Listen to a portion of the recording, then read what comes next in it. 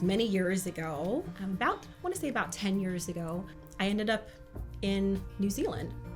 And how I ended up there is actually kind of interesting because about 2 years prior to that, I went to go visit a friend who I met on a mission trip that I never intended to go on. So I, like the missionary Paul, tend to end up in places that I have no intention of being. I was planning a trip in my early 20s to go to Spain and somehow ended up in Africa, another place I said I'd never go. But by course of a conversation, ended up on a mission trip, going with Heritage Missions to Nairobi, Kenya. But the cool thing is that trip to Kenya really ignited in me a love for missions. And so because God redirected my steps, I was able to have an experience that I would not have planned for. So flash forward now to this conversation I was having, sitting in the Manukau Mall in New Zealand with my friend who I had met on the mission trip in Kenya. Interestingly enough, I went to just visit her on a whim and ended up finding out that we knew similar people. And my pastor at the time was from New Zealand. How he became to be my pastor proves to me that God really does listen to our prayers. So many years before that, our conference had an event and he was the guest speaker. And I was so blown away by what he presented, how he presented the word of God. And he spoke about the Father's heart and how the Father's heart breaks for lost people. And I remember thinking and even saying to myself, wow, this is amazing. I would love for him to be my pastor.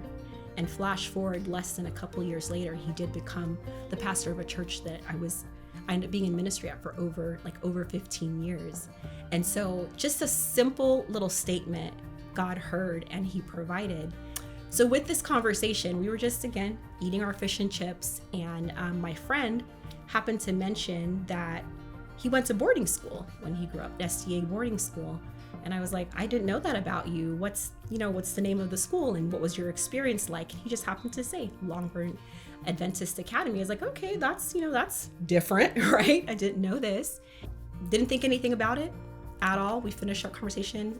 We had a really nice holiday, came back home, and little did I know that I would end up losing my job by the end of that summer. Completely devastated, completely confused. Just happened to be scrambling to try to find work. I was doing a little part-time work online, doing remote work before that became a thing, and happened to see an advertisement by the Australian conference, New Zealand conference, looking for boarding deans for a school. And I said, well, I'm not working, so I might as well just shoot my shot. The cool thing is, in New Zealand, they basically want to know your references matter, right? So someone has to vouch for you. And so I was able to use my pastor, who had since moved back to New Zealand with his family, as my primary reference. And before I knew it, I had taken a position as a volunteer for an entire year. And volunteer means no money. Like, you're going on faith. You're stepping out on faith and hoping that God will, make a way and continue to provide. When I ended up there, I recognized that God wanted to grow me in my faith journey.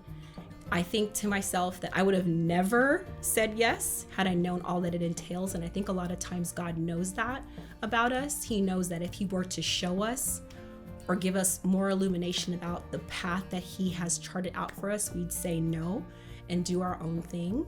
And I know that's been the case in my own life, because that was it was a rough year. It definitely was. But I think some of the benefits were that I was able to learn how to lean on God and really just increase my prayer and devotional life. I think that if I hadn't learned about how to pray, how to intercede for others, especially when, spiritual warfare is real and certain things cannot come out other than by prayer and fasting.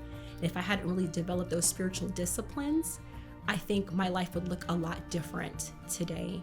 A lot of hard lessons were learned, but I am so glad for the opportunity to have been able to serve in that sphere, to be able to learn what it is to really give sacrificially, right? And to really just trust God and step out in faith and see that he'll take care. He'll provide. I'm here. I didn't die. I didn't end up homeless and under a bridge, right? So God provides for his kids.